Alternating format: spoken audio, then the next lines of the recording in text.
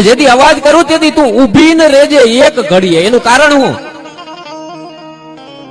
માતાજી છો, તું તો વેલી આવ કે મોડી આવ, મને એ તારા ઉપર એટલો તો ભરો હોય ને કે તું તારી દે.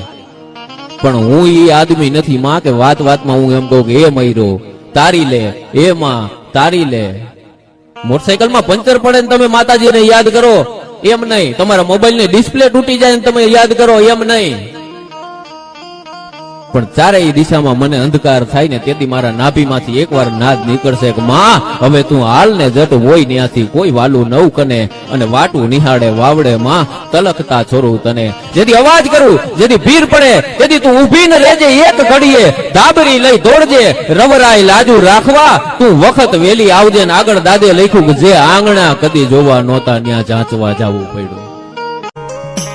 એને કોઈ દાડો મારી ચામુંડા કે કદાચ મારા હાથે રેણ જો કોઈ દાડો માળાના હોય શિયાળા થવા દઉં તે દે આબા જેવા પહાડીની માથે બેઠી હું ચોટીલાના ડુંગરે ચામુંડા નો હોબા ડુંગરે